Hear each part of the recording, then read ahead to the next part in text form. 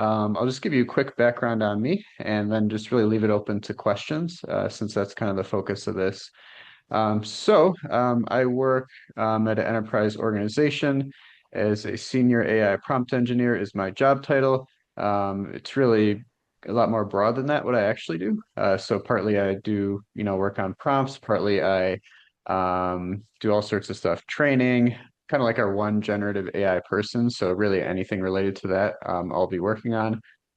Training, actually building programs, prompting, strategy, adoption, all sorts of stuff. So pretty broad focus, but I can really get into the details as well. I know with generative AI, there's so many different things that people explore and can ask about, so I don't promise to be able to have an answer to everything, but I'll do my best. So that's a little bit about me. My LinkedIn is in the description as of the meetup event as well. And so if anyone has any further questions, feel free to reach out to me there. And yeah, so I'll just leave it open to questions. Hopefully people have have some questions.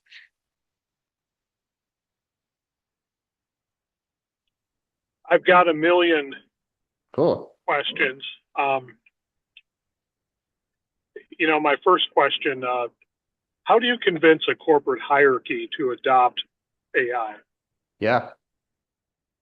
Can you give us a little more background about it? Like, have you tried? Are you getting certain objections? Yeah. Any other background you have there that you could share? Yes, I've tried. Yes, I've gotten objections. Mhm.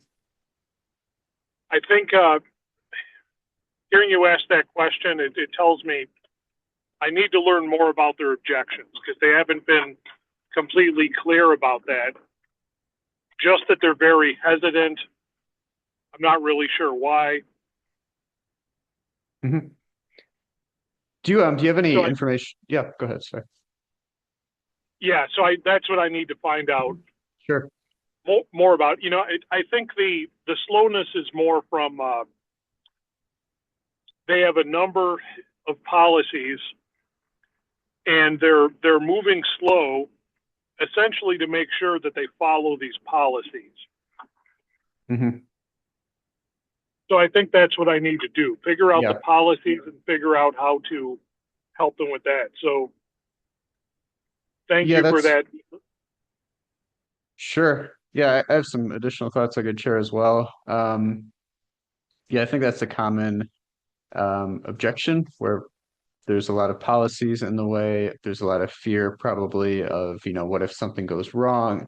What would happen?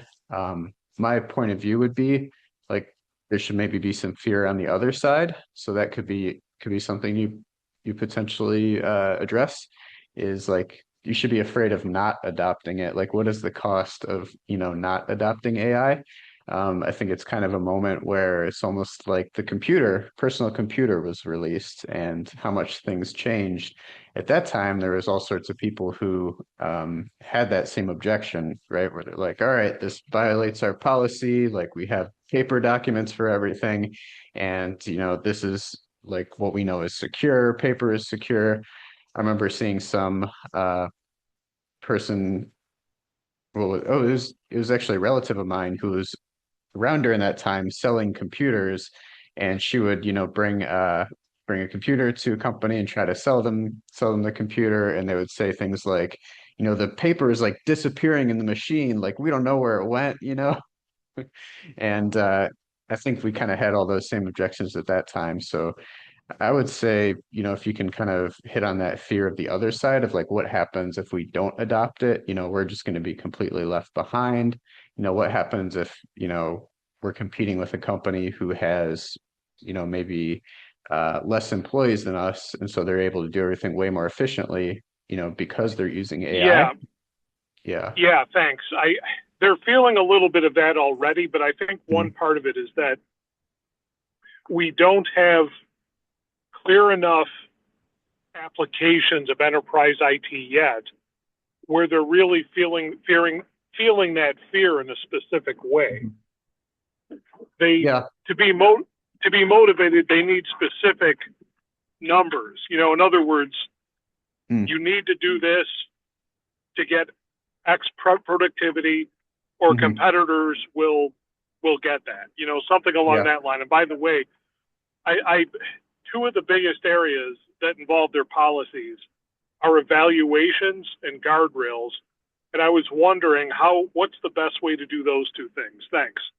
Sure. Yeah. Great questions. I think for statistics, something I have actually seen myself work on executives would be the metrics around, AI versus human benchmarks. If you've seen those from the models will release, all right, Claude, like, got this metric on this benchmark, and when humans try, it's like less than the actual machine is getting.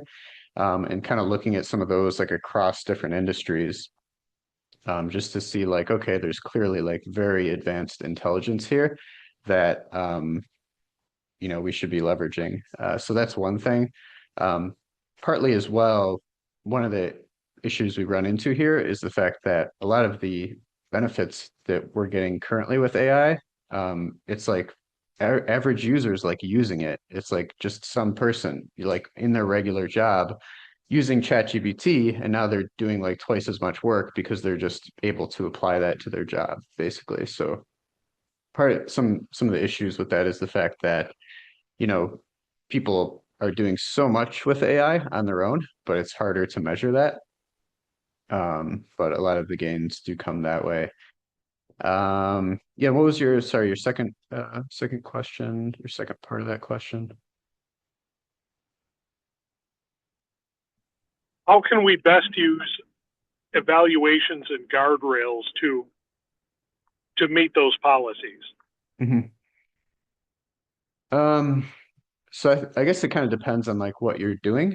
Um, if you're creating like say your own chat bot for your company, testing that out at scale, depending on how you're doing it. If you're doing it, in code, you could potentially, test out like hundreds of prompts, thousands of prompts at scale, and kind of run evaluations on that. And I might be getting overly technical on this, but one thing that people do in order to evaluate prompts at scale, evaluate chatbots at scale, there's actually different softwares that help with this. I'm blanking on the names, but you're actually using, this may sound circular, but you're using the AI to evaluate the AI responses. So that'll allow you to evaluate, thousands of them at once. And it's funny that that works. It doesn't sound like it should work, but it's almost like having like a third person because you're kind of using additional AI to evaluate the current AI. So that's one way people do evaluations. I will say that that term evaluations, a lot of people will ask like AI of like, how do I, make sure AI is secure in my company? And they'll say evaluations. And part of that comes from the response you're getting is about AI before generative AI, where it's like, all right, you're building your own model for everything. And so you got to like evaluate this at scale. Whereas like a lot of what we're doing with AI and a lot of people are doing are just using models that were built, by a large company, by Gemini, by Google, by OpenAI. And so you don't necessarily need to evaluate it in the same way as you would, before generative AI when you had to build your own model and evaluate that. So yeah, it's a tough issue, getting adoption, internally with leadership. But I think, looking at those human versus AI metrics can be helpful. If you can get any like specific use cases, like specific examples of, here's like a workflow where if they just used AI, they could save a lot of time. And then on the evaluation end, looking at basically depending on what you're using, I think would affect what evaluation you want to use if you have a specific evaluation like that. One big aspect of this is I'm basically dealing with a bank, Hmm. and they have numerous customer service procedures Hmm. that involve various potential branching in selections. Like, for example, someone opens a bank account Hmm. and they present a certain type of identity document, and different identity documents require different handling. They'll have to enter information slightly differently in a form, Mm-hmm. and the form may have to deal with that information slightly differently. So if they get an unusual document, they'll look up,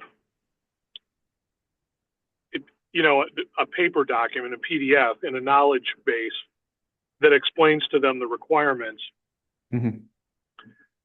It would be better if they could just type in at an AI chat line, the user gave me a military ID.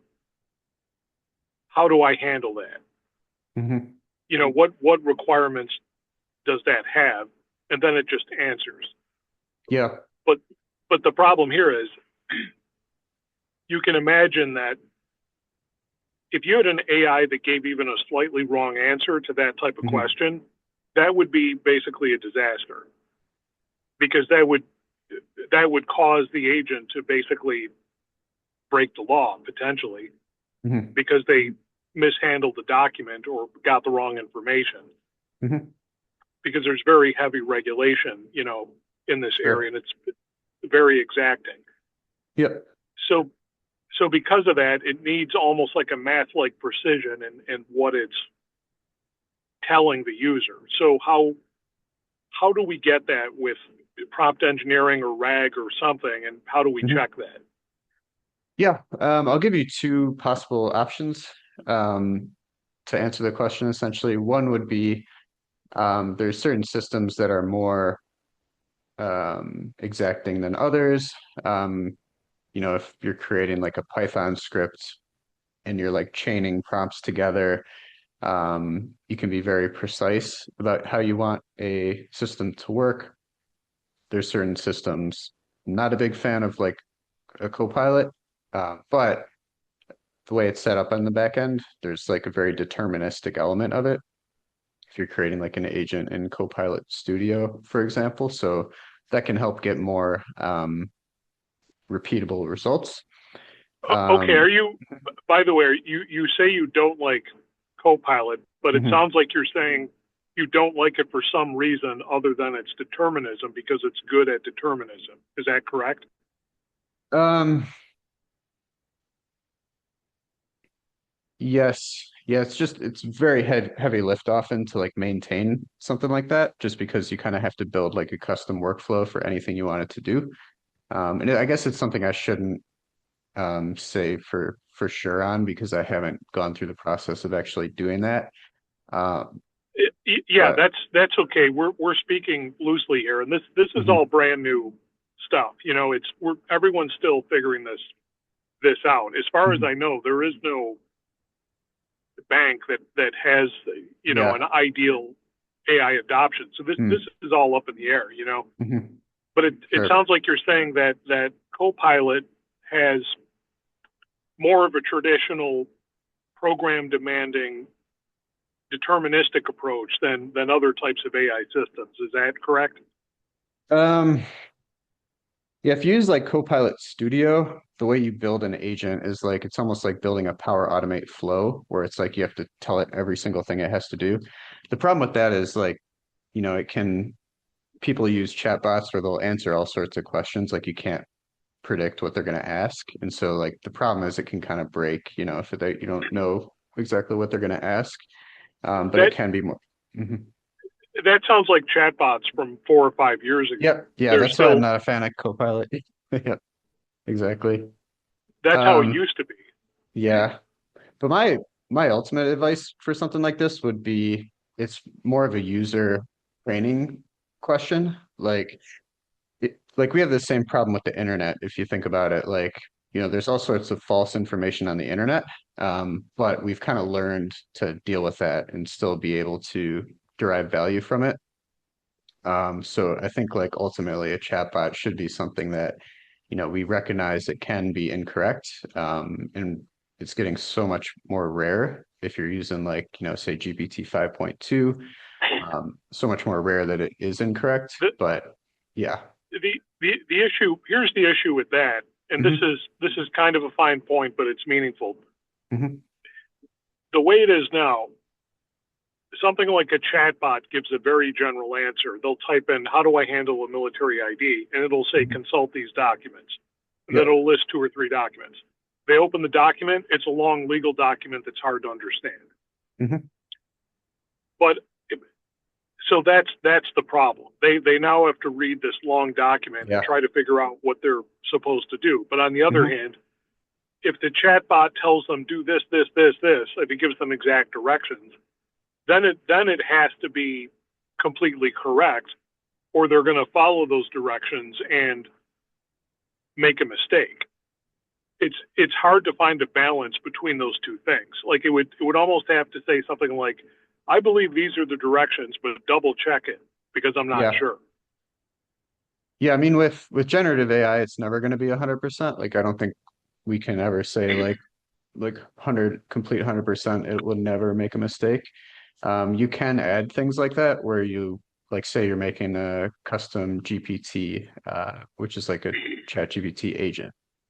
You can add like in the instructions, like, whenever you respond, like make sure you let the user know that this is, could be wrong, that they should check it.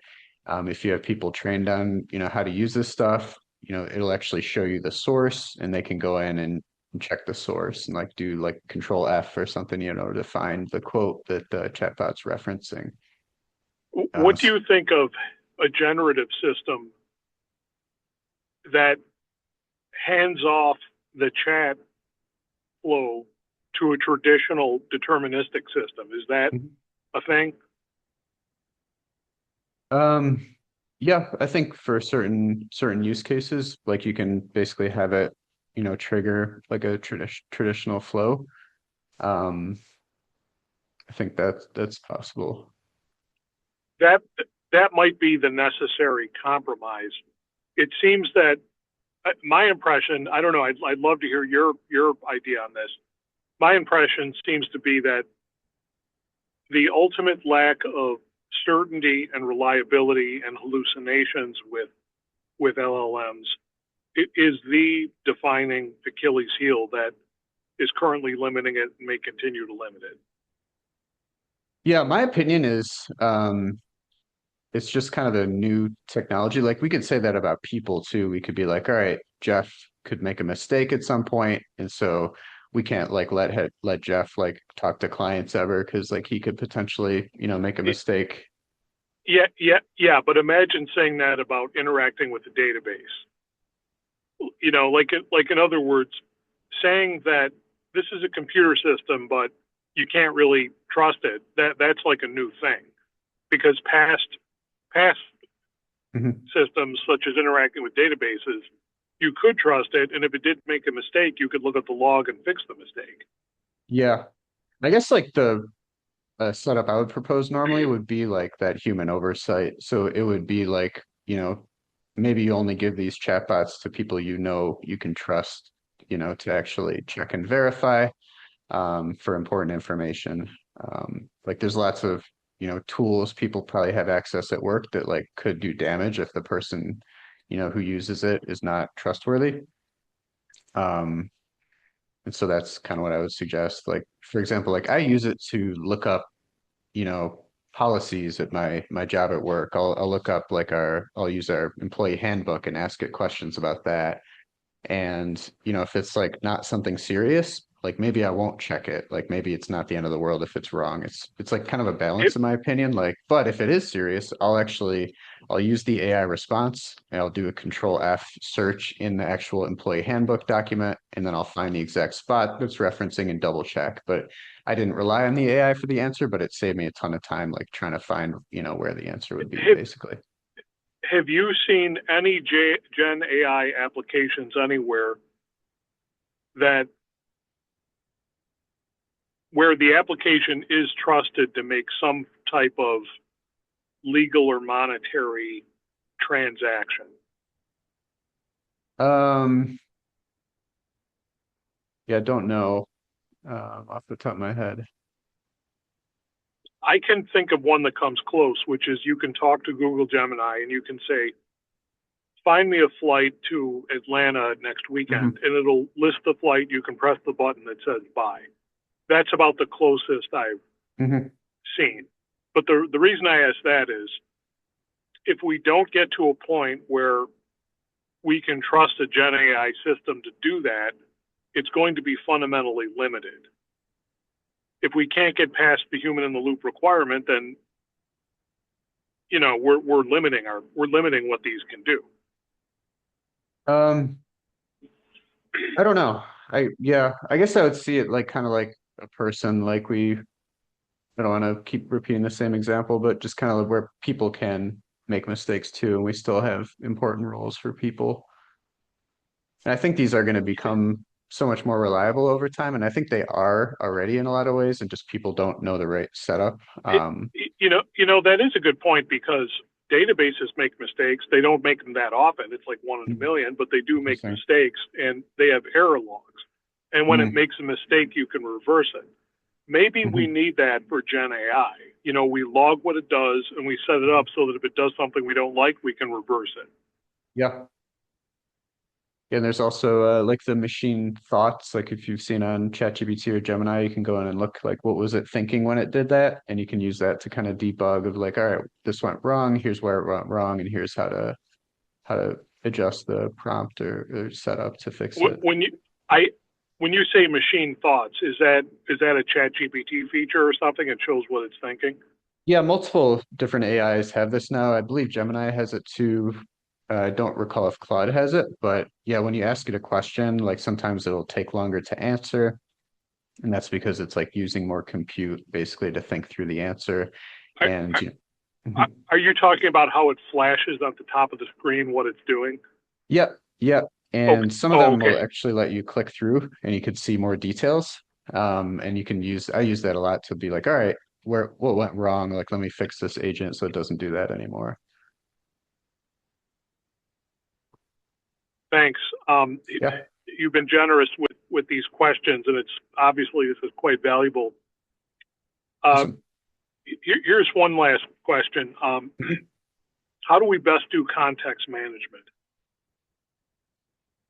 Can you kind of explain what the use case would be for it? Because it could vary based on that. Well, we could say that a uh, a banker is considering providing a loan to someone, and they've assembled a bunch of documents, and they are adding additional information and asking the AI and what the next necessary step is to proceed in the transaction. Hmm. So how do you like get all that into the context for the agent, basically? Well, should we just give every document to the model? Should Hmm. we modify what we're giving it? How Yeah. much should we give it? How much does it Hmm. need? And how Yeah, should we cap it off with the right questions? sure. Um, yeah, I think for something like that, you might want to think through like the full workflow of like try to anticipate like here's the types of questions they're going to ask, like here's the stage of the process they would ask those questions. Um, and I think that would determine the context. Um, yeah, I would You mean probably, like kind of make a super prompt where you say to it, here are the documents involved in deciding a loan. What is the next step? And then list all the documents, something like that. um, yeah, I think it depends on like how you're thinking the user would use it. But probably more the better.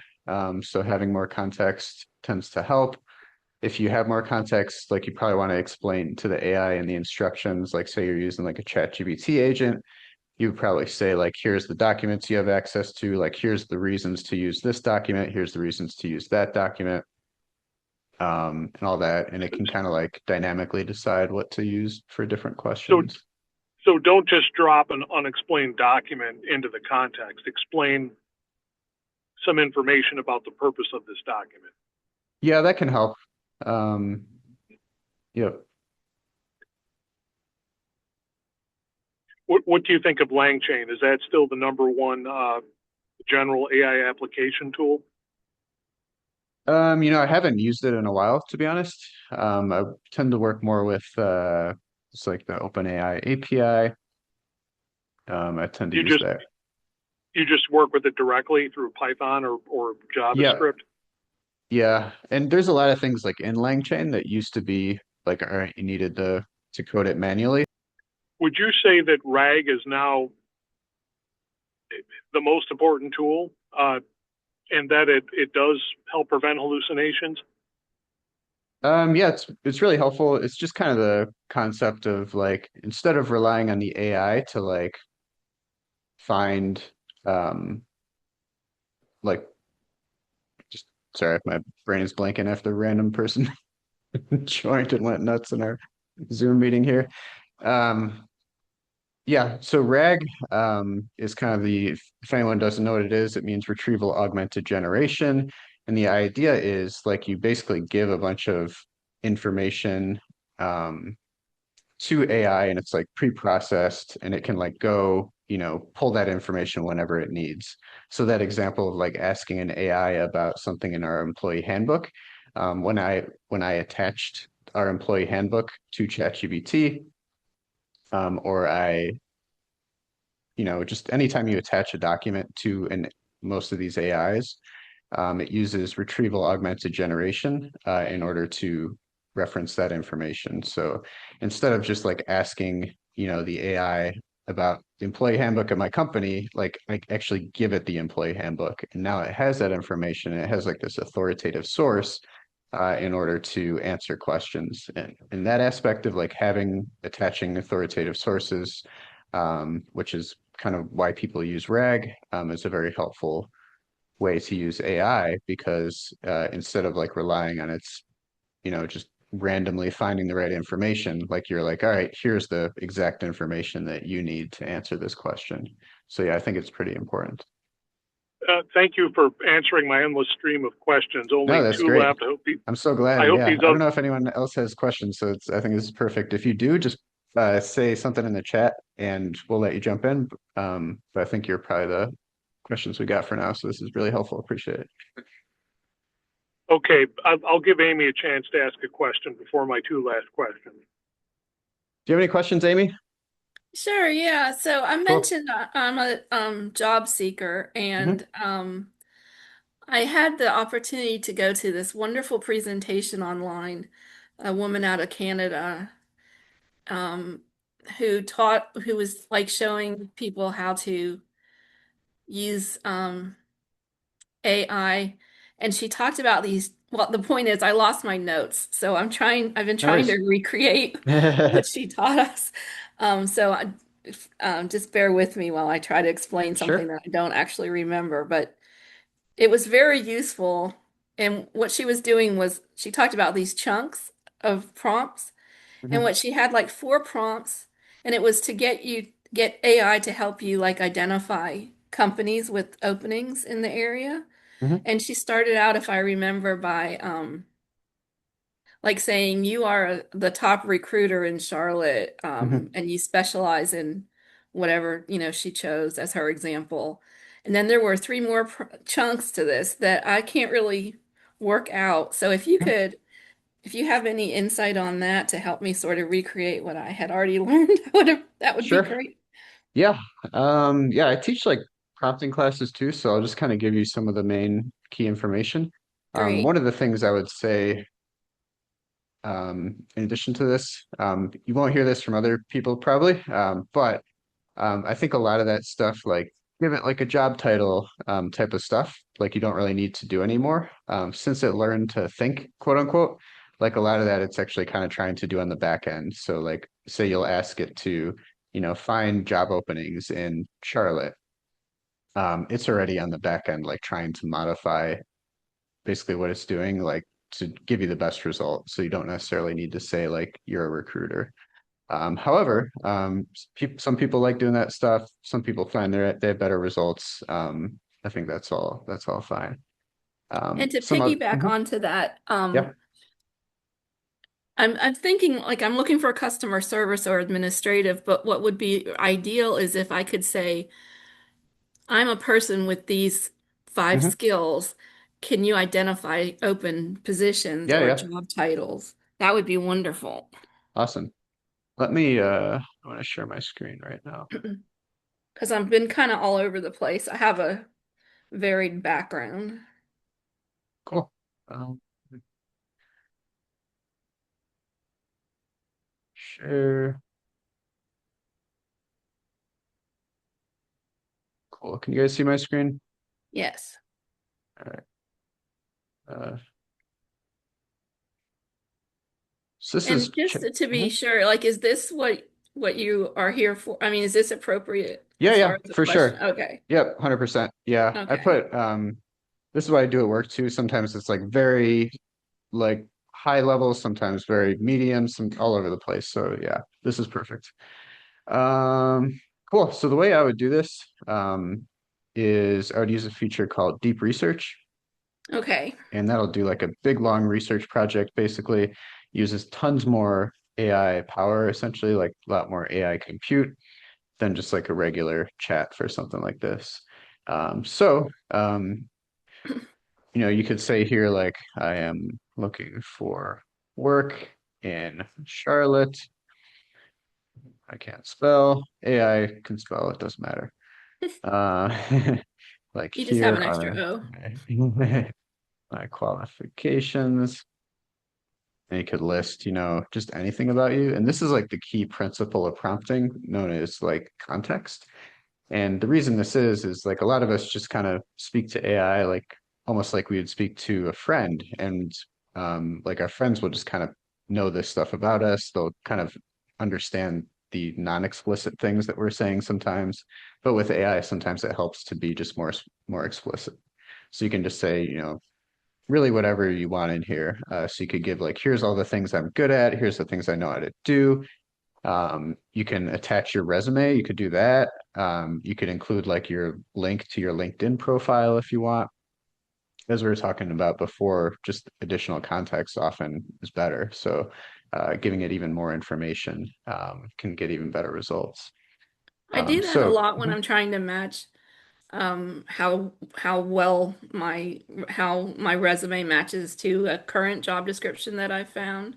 mhm, But I don't get into prompts. I just say, tell me how this matches up mhm. and I attach them. But Yeah, yeah, this that's a good use case as well. okay. So yeah, a lot of it's like just being very detailed can give you better Okay. results. Giving specifics about you, just giving all that background information of here's Okay. exactly what I want. And when you do this, when you I'll just send it off just to show you this next part. It'll ask you some follow-up questions, and that's also just to be like, all right, let's make sure that we do what Amy is looking for and not like spend all this time looking stuff up and it's not clear what we were getting is not what Amy wanted. Okay. So it kind of has that benefit. There's Gemini also has a deep research feature like this.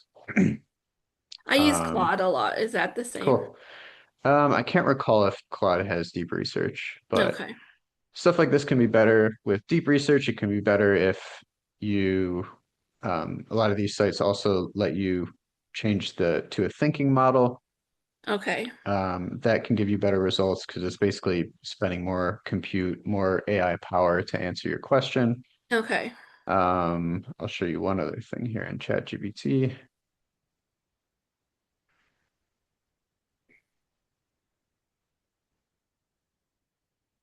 Some of these are different. In ChatGPT, you can increase the amount of thinking. So you can be like, all right, think for extended amounts of time. Okay.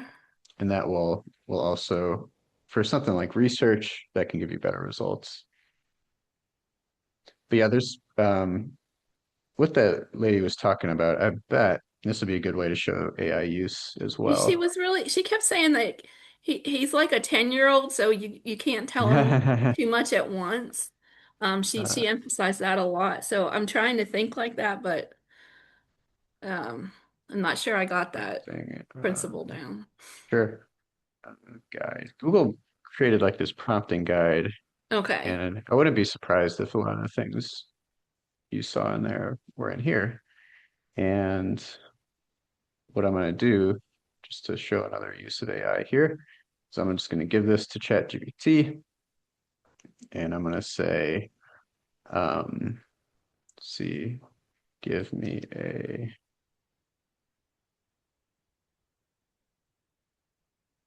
teach me this prompting guide in simple terms Oh, to okay. a novice AI user. Okay. And I'm gonna just paste this link right there. There's used to be one you could download. Let me see if I can find that one. AI download. So I could just upload it. I think this is it. So this is like a 100-page file. Another use of AI is like, all right, you have this giant file you're trying to understand, you're trying to work through. This can help with that. So I'm just downloading this file. I'm going to upload this, and you could do this in Claude too. Okay. Upload this file, attach it to the chat. Now it's going to use, we were just talking about retrieval augmented generation to basically use this file to answer this question. So it's Okay, taken cool. this 100-page prompting guide and it's going to make you a nice summary in simple terms. Is that because it's an AI document, or is any document able to Yeah, any document. summarize Yeah, like that? yeah, it's really great for like just looking through long documents, things that like are out of your field. Like I use this a Right, lot with working with different departments. Like they're right, using all these terms I don't understand. And I right. say, like, explain it to me as if I was like a third grader. And it helps me, like, because it's like so simple that like, all right, I finally get it. So I do that type of stuff quite a Well, bit. even some of the job descriptions, which I seem to be Hmm. qualified for, but I don't recognize the terms because it's jargon. Hmm. Would that work there? Yeah, for sure. Okay, great. Yeah, you could just, go to the job description, copy all the text, paste it right in here, and just be like, let's just do that real quick. Job description. We'll just grab whatever we can find here. Hmm.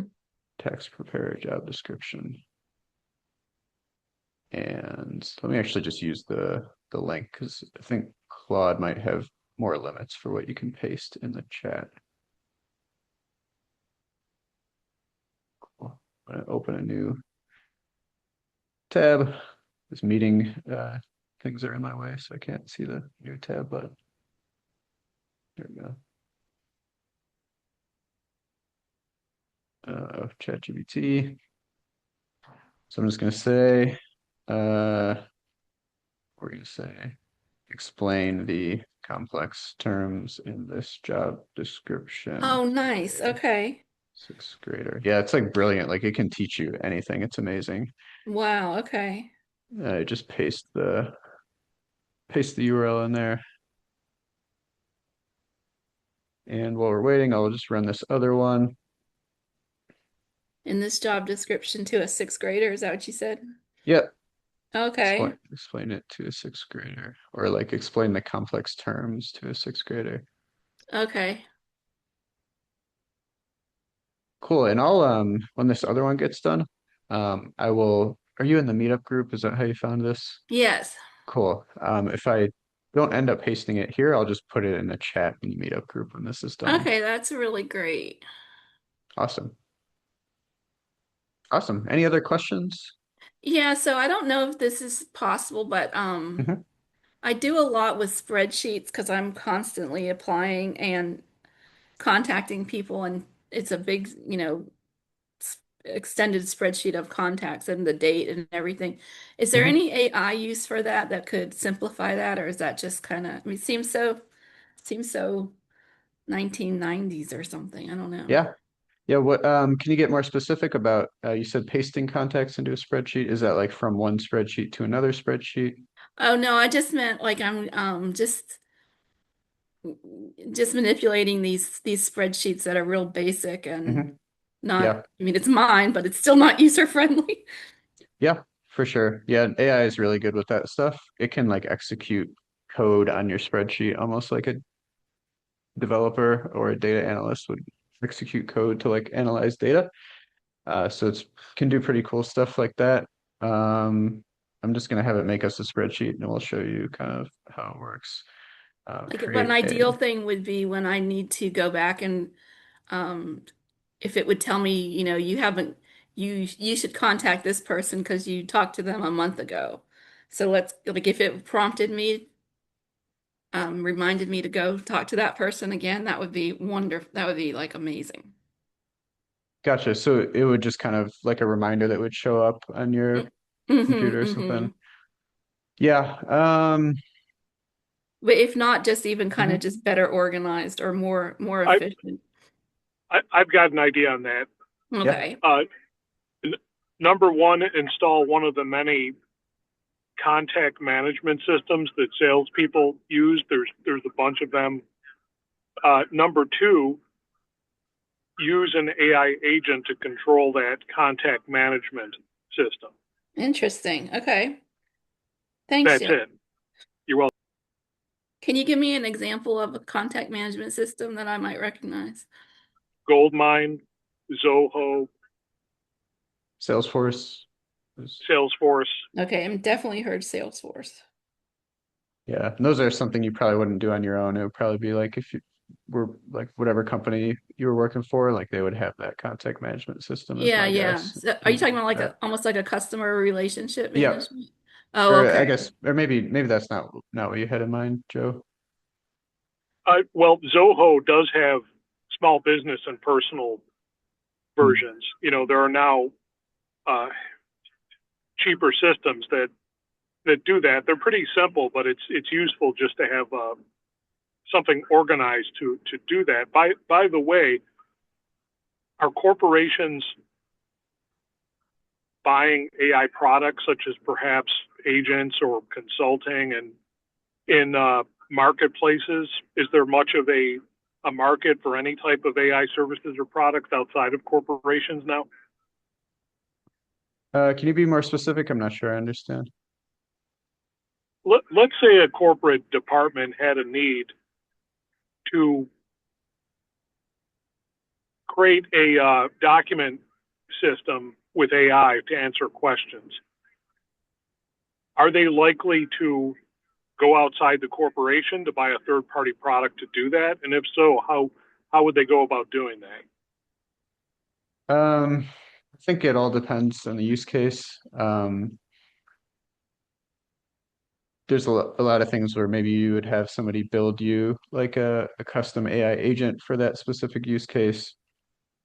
Sometimes you might be able to like train a model to do whatever specific thing you're looking for. There's all these startups now that are like for specific instances. So you could look into, is there like a new AI startup that kind of handles those specific documents? But I think it would all depend on the use case, if that answers your question. Thanks. Yes, I was just wondering about your observations on the general status and growth of the AI industry. For example, some people have a fear that Copilot is essentially uh, grabbing all of the development opportunities, that all the corporations are going with Copilot. I don't know if that's true or not. Just that's essentially what I was wondering. Your thoughts on that area. Yeah. Um, yeah, there's a lot of software development that AI is helping with. I think in the current uh short term, like there's probably more need for software developers because now you have all these new AI programs that you need help with, to build that software or to modify it. It's so much easier to create software. Like I create random pieces of software that people use in my organization, and now it's like sometimes if it gets too complex, I'm not like a real coder, I'm like a vibe coder. We'll get a software engineer, so now they have more work, than they had before because of that. As for Have like, you ever mhm. have you ever used or thought about using a data quality service? Can you be more specific? Let's say you're fine training a model, Hmm. and you have 1,000 pages of documents to put into it, and Hmm. you'd like to improve the quality of these documents. There are Hmm. services who will do that for you, but it sounds like you haven't used those. I think it's not something I can really speak on. Yeah. Thanks. By the way, what do you think of the trend towards using smaller local models instead of the big foundation models. Yeah, like the open source models. Yes. Yeah, I haven't found a lot of use for them. I keep trying to. There's all these projects where I'm like, I want to use a open source model because it's so much cheaper and stuff, but there's just so many things they can't do. It almost feels like you're using ChatGPT 3.5 or older when you're using a lot of those. I'm sure there are use cases, but I think they're a lot less than people realize. Thanks. Yep. Do you do much with MCP? Yeah. Um, yeah, it's a great way to like connect things. MCP is kind of like the USB connector for AI tools. So you can, if you could set up a MCP, you can connect your AI to like all sorts of different things and it can do pretty cool things. Would you say that MCP use is pretty much routine now? It depends who you're talking to. But I think it's the standard for connecting a lot of AIs to things. All right, thanks. Well, here's the one last question. Yeah. Fine tuning versus RAG, when to use either. Yeah. Um, I think I don't think there's a lot of use cases for fine tuning anymore. I guess, I can't speak for everyone, but I think it's like a lot less than it used to be because you used to have to like fine tune a model to do anything because they were like so hard to make it do what you wanted. But now a lot of times just a pre-trained model can do that. Um, so um, so yeah, I think there's a lot of less uses for fine tuning. I think for RAG, funny thing is like RAG came about basically because you couldn't put. I shouldn't get on that tangent. I won't get on that tangent unless if somebody asks me about it, let me know. But yeah, I think RAG is important for getting reliable results in many cases because you're giving it accurate like information that you've pre-selected of like I already know this is good information, and then it's going to use that good information to answer questions. You were going to say that RAG was used for some forbidden material or something? No, RAG just um it was like a necessity because the you could only give the AI so much text at once. Like the context window used to be like 2000 tokens or something. And so you couldn't get all that into the prompt. And so what you do instead is they created RAG in order to um get lots of information to the AI, but it's kind of like this middleman where it's like it doesn't give it all the information. It has to like go pick which parts it wants. So if it's something like I need to get right, I'll put it directly in the prompt rather than attaching it using like a RAG I, system. I see. So it started out kind of more as a crutch for lack of context space. Yeah, exactly. Yeah. And it's still And helpful now because it's expensive to, give all that as context, but yeah. and now it's more for referencing documents. Yeah, yeah. It's used a lot. I use it quite a bit. But it's not as good as like giving the AI the information directly. Mac Pro or NVIDIA 5090, which would you go with? I don't know. Yeah. I would ask AI on that one. Thanks. Yeah, Great session. no problem. Glad it was helpful. I'll stick on a little bit longer too if anybody has additional questions. I'm also just going to stick my email in the chat here if you guys need additional help. Reach out there or my LinkedIn. I know, Amy, there was one question I haven't followed up on yet, which is spreadsheets. So for that, what I would do is just like just like we attached that Gemini prompting guide, where you just hit that plus button or like the attach button on Claude, just attach your spreadsheet and just Okay. ask it to do, whatever you want. If it's not doing what you want, like then use those prompting techniques again of like being more Gotcha. specific. So like, Okay. you know, you might even be like, all right, in column A, like those are the names, and in column B, those are the addresses for those people's names. And I want you to, combine, column A and column B and put it in column C. And when you do that, make sure to XYZ and ABC. And just like that very specific detail is like really important for if you're not getting the results correctly initially. So are those the same prompt, the same commands that you think of with a spreadsheet? Like, can you sort this for me, or can you make it do pretty much anything you, as long as you're specific? Yeah, you can do so much, probably more than you can do in Excel, like because it can execute code, like it can like forecast data. You can be like, all right, here's my sales numbers. Like I want you to like forecast this using like an AI model to like predict what will happen next year with our sales team. So it can do so many different things. Um, for the example of, I'll just give you like a kind of brief example that I use sometime to explain like some of these key principles of prompting. So before I got my current job, I got a haircut, and in that haircut, it was like important because I'm about to go to this job interview, and I go sit down and I tell the lady like, "Can you give me a fade haircut with a point 0.5, which is like the or no, what did I say? Yeah, I just said a fade haircut with a point 0.5, and point 0.5 is like the length of the clipper that they clip your haircut with. Fade haircut is a haircut every guy has had for the last 10 years, and it's starting to change now.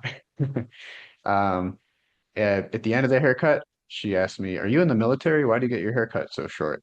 And it was because it was complete miscommunication of like what I actually wanted. And so, like, if you think about it, like, what could I have done to get better results from that haircut? I could have been more specific. I could have been like, all right, what I mean by like using the point 0.5 clipper is like just use it up halfway and then go up higher. What she did was it was like point 0.5 all the way to the top, which is like almost bald, on the side. Um, Another thing, so that's the principle of like just real specificity. Calling out those things that we may have otherwise assumed are kind of just assumed. And so that's one of the things I could have done. Something else I could have done would be to um, like bring a photo. I could have been like, all right, here's a photo of me like in the ideal haircut. Like this is kind of what I mean by what I'm asking. AI is getting better with photos. It's not amazing, but the point is just like an example. Like that's a photo is an example of like the type of product I want. So if you want to have it write you like a good email, you could include like, here's an example of another email I wrote that I consider good. Like if you want it to write you any sort of document, you could like find a document example that like you already know is good and include that. So that's kind of the principle of examples. Um, That's a great star story. 'Cause I'm obsessed with star stories because of the interviewing. So you could say, "This is how I learned to be more yeah, specific or less specific." yeah, it was perfect for me because it ended up being the perfect example that I could share. But yeah, any other questions that people have? I Like I said, appreciate I this can stay very on. much. Yeah, I was Cool. wondering Yeah. what a hallucination is. Yeah. So hallucination is basically when the AI produces something false, like when you're asking a question, and it's not necessarily intentional. Like AI learned to answer questions by like just predicting what it thinks the next word would look like. And so like it's not trying to deceive you, but it can look very realistic. Like it's like that's kind of the fundamental thing is like create something that looks realistic. And so sometimes you'll see answers that are false but look correct. And so that's kind of an issue with AI. They've gotten way better at it recently. Like it's much more rare that it happens, but it still does happen sometimes. So is that different from the wrong information, like when it's not up to date and from what it searched? Yeah, yeah. Okay. That's a little different where it's like at some point, like say maybe like 2 months ago, Claude trained their most recent model. So everything in that model is like from 2 months ago on and not like more recent. Okay. But what AI has learned to do is like, all right, if something is more recent, like I'll just look it up on the internet if something, and then use that information. So that's becoming less of a problem too. And is it limited to what's on the internet? Like I have tried to find, like one time I couldn't find the email for somebody that I needed. And I said, "Can you find this email?" And it said no. I mean, it can't find usually anything that I can't find either. Is there a prompt for that, or is that Yeah, just a so you said limitation? you asked it to find an email. Yeah. Is that correct? Yeah, it has to be like hooked up to your email. So excuse me, some of these companies will allow you to like sync your email with AI, like ChatGPT allows connection with Gmail. You can add that as a connection, but if it doesn't have that connection, it won't be able to access that email. But it has like its own internal knowledge, which is trained on like all of human knowledge basically. And then it also has access to the internet. So those are kind of the two main sources, that internal knowledge and the internet and anything else you decide to give it access to. In other words, like if I wanted Jeff's email, but I don't know where you work or anything about you, say I could, would it search LinkedIn or something like that? Or Yeah, it might. does it just, okay. Yeah, I might be able to find it. Like my email is probably on some website somewhere that it could figure out and find it. So it can find a lot of people's emails. I haven't had much luck doing that in the Mhm. past. Is it like telling you like it won't do it because it's unethical or something, or it just No, it doesn't doesn't find it? care. Doesn't Okay. seem to care. It just can't find it. Yeah, yeah. Sometimes some things it can't find. I just Yeah, wondered it had to be more publicly accessible or, not much more access than I have really. yeah, yeah. It would need to be like on the internet somewhere. And sometimes like AI is like just not able to view a website, even though you can. Like probably LinkedIn might block, some of the AI traffic and stuff. Uh-huh, uh-huh. That makes sense. Okay. I Yeah. appreciate this so much, Jeff. Yeah, no problem. Glad it was helpful. We got another Amy there. Do you got any questions, Amy? Yeah, I'm working on a slideshow. I was gonna try to get AI to help me make a slideshow presentation, but I Googled it and it said to get an extension on my browser. And then I went to the extensions and then it says it's all blocked by my Hmm. administrator. Yeah, I don't think you necessarily need an extension. There might be an extension that helps with that. Uh, Um, so but how do I do that? yeah, I would just ask like a chat GPT. We could try it right now. Uh, Hmm.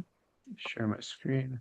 Do you have like any of the paid plans by any chance? I'm guessing no, No, because I know you, no, but it's I've okay. never. I used it one time in my life. Cool. We'll just try it. Create a create a slideshow. Okay, If this hold is on. like a real like me doing it for work or something, I might spend, 5 minutes writing this prompt with like every single thing I want to make sure is in the slideshow, with like include these exact slides and all that kind of stuff. But let's Yeah, try it. Clean it. Slide, we'll just say slide presentation about about Amy. What do you want it to be about? um Jomon Potts. What's that? Jomon. POTS? Mm-hmm. Cool. Gentleman pots An ancient pottery, I guess. and ancient pottery, you said? Well, it is an ancient pot. Okay. Okay, so that's an ancient pottery pot, and you want a slide presentation about that. Yeah. Any other specifics like that'll help the AI Um, know kind of what type of gem on pot presentation I to don't create? know. Like focus on the elements of art and Cool, yeah, focus that's good on the context. um like how it was created. Like How it was created. hmm Created. maybe even like okay, write a story about an ancient person creating the Cool. first clay vessel. Cool. Perfect. We'll also just make it more fun and That is, say, yeah. yeah. Oh, go ahead. No, go ahead. Like appropriate for elementary students. Cool. That is appropriate for elementary school students. So that's all good context. Like say we just said make a presentation about Java and pots. AI doesn't know like is this for um they have no idea what it's for. So if you tell it Hmm. like, okay, this is something that's appropriate for elementary school students, do you want to also make it like understandable for them, I would think? Yes. Make it easy to for that these And Jeff, students. just real quick, there wasn't any Yeah. need for you to break this up into separate prompts at all. I'm noticing. I don't think so. And yeah, that is a good tip though. Sometimes, if you're asking AI to do too much in one, it'll it'll struggle with that. And so I use that at work sometimes where it's like, all right, it's not able to look up like 100 different things at once. Like let's just ask it to look up 5 things and then the next 5 and the next 5. So that is a good tip, but it's not something I'm going to do here. I think the idea, Amy, is that you want the story to be in the presentation. Is that the idea, or you're thinking that's separate? Yeah, it could be in the presentation. Cool. Just a short story, just to Cool. get the interest. Cool. Yeah, and if she was asking it for separate, I might actually do that in separate prompts. So that's a good tip, Amy. I'm glad you brought that up.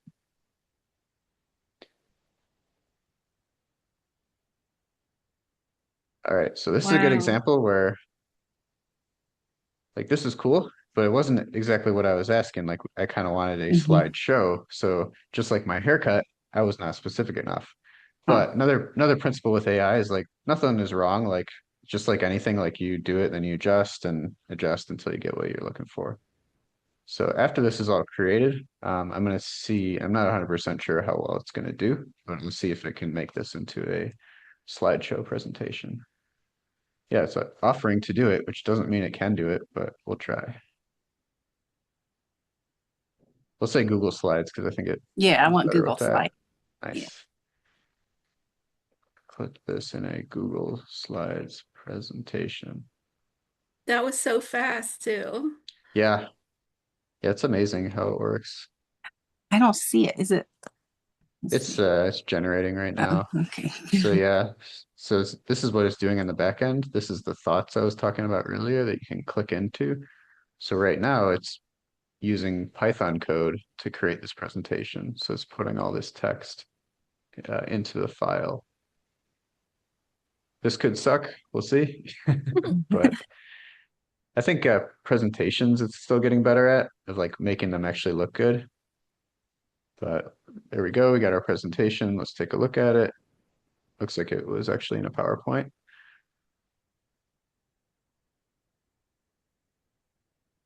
But there is all our slides. It didn't include the visuals.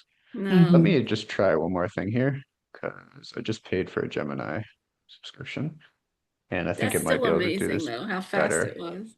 Yeah, for sure. Oops, this is under a different account here. So I do have a paid Gemini subscription. And And what I'm then gonna, you can always like tweak it, yeah, right? yeah, you can just say change this, change that. And add But things, yeah, but like I'm gonna add just, instructions to make your own pot. yeah, you could do that. Mhm. Are you gonna make your own Gemini pot? Yes. Oh, wow. Are Nice. you an art teacher or a general teacher? Art teacher. Very cool. So what I did was I just literally copied all the text from the prompt um, and the result. I just took all this and copied it, and I'm gonna move this over to Gemini and hope this works. So I just pasted all of the stuff I just copied. It still has my prompt in there at the top, so I shouldn't have to do anything. And you see down here, this is where you select like thinking or pro or fast. If I was doing this and I wasn't being live recorded, I would just put pro. It would take a lot longer, but it probably would work better. But here, let's just try thinking and see if this works. What In the did you do bottom. again, Jeff? What did you copy it Yeah. from? I From? just, yep. Just on Chat GPT here. Oh, you went I from one to yeah, the other. yeah, I just took everything, like the Oh, okay. You response, just a different yeah, AI. Okay. yeah, I think this is probably better at presentations, but let's see. I'm just gonna say put this in a Google Slides file.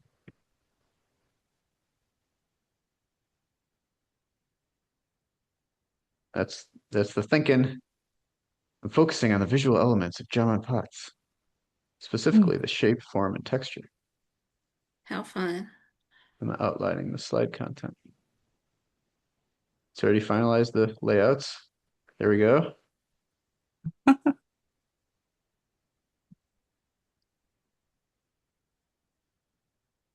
Need some background music. Is that Yeah, your this music? what's that? Is that your music? Is what? Is what my I music? hear music. You Oh, do? yeah, I hear music on mine, and I Okay. thought it was coming from mine. Yeah, I don't hear But any music. Hopefully we don't have a crazy person's jumping in again. oh no. Okay, That was yeah, I have crazy. one that says, "Who's this guy?" Yeah, look how good this looks. Wow, that's amazing. Yeah, I can I easily share cannot this with you see it. guys. And that was so Uh, fast. yeah, It's unreal. It really is. yeah, it is. Yeah, for sure. All right, let me put this in the chat. Say, Jeff, with Claudebot, will we see agents taking a lot of jobs in the next year? Um, it's a good question. I don't know. He's referencing Claudebot, which is like a new AI program that like just is very autonomous. So like, for something like Claudebot, like maybe Amy just told it like, all right, I'm an art teacher. We have like a pottery series we're doing, and like, while she's sleeping, like her AI is maybe like generating like Sweet. presentations and like sending those to her. So it's very like autonomous, which is interesting. And like I'm trying to get it to solve the stock market for me. I don't think it's probably gonna work, but what I wanted to do is be like, all right, like I just spent the whole night like thinking about how to beat the stock market, Mhm. and I've created these different programs to like day trade, and I've tested them, and this one works.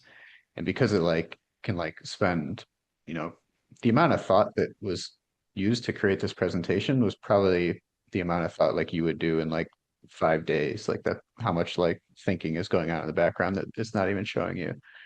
So yeah, I can do so much. And will it replace jobs? Probably a lot of jobs will get replaced, but I think like the thing with technology is like if you can just be the person who's like the one using this, I think there's going to be plenty of jobs for that person. Like you don't have to be a prompt engineer, you don't have to like have an AI background, but if you can be the person who's like, all right, here's like this small way that I'm using AI in my job, I think like those are the people that are gonna, I think, do really well. And then do people sell their things online? Like Like they so, make? yeah, um, yeah, I think there's a lot of that. I tried to start an AI art website where I was like selling printed AI art because you can just create like hundreds of those at once and they're pretty good. You probably hate me now, Amy. I'll Um, reserve my but judgment. yeah, Okay. there's a lot of like creating things with AI and trying to sell them. In my opinion, it's like, right, if you use a camera to like create a photo, like all you're doing is pressing a button, but you're still a whole lot of like artistic choice in how you Mm, set up the camera, what it's taking a photo of. And so in my opinion, it's just like another tool, and it's just strange to us because it's so different than what we're used to. yeah. Well, I'm a fan of creativity no matter what. So, uh, Nice. you know. I'm in a creative writing group and we had this conversation, Mm. because AI could just create a whole novel. Can Hmm. it do that successfully and take over for you as an author completely? Hmm. But yeah, there's also writers who are like, all right, I'm so much more creative now because this is Right. like a tool that's giving me ideas I didn't think of, and I'm not just like True. Yeah, that taking was those part of and it. Yeah, yeah, definitely. just using it There's as a always two kind of sides, start point. right? Yeah. Well, cool Jeff, guys. Mhm. is there any study group or books you recommend for learning? Um, for like the theory of AI application, there's a book called Human Plus Machine by Paul Doherty, who is like the CTO of Accenture. And that's Human a plus pretty, machine. yeah, that's kind of for like corporate integration, like human plus machine. It talks a lot about like how, um, to apply AI in the corporate world. But I think honestly, like the best information now is like YouTube and that type of thing for just learning. Um, yeah, there's trying to think. I listened to like the Moonshots podcast, but that's a lot very like theoretical type of stuff, I think. Um, I listened to Wes Roth as like a YouTuber. He can get kind of technical. Um, West Raw. Wes Roth, Wesroth. He's got an interesting channel, but it can get like I'm just kind of a technical nerd with this stuff, so I guess I'm blanking on more probably yeah other types of channels, but yeah, there's lots of great stuff on YouTube and even using AI like we just saw to like explain this, explain that in simple terms that can be helpful. Do you think we'll see more from the open source community on AI tools and models? Is that something we should be involved in?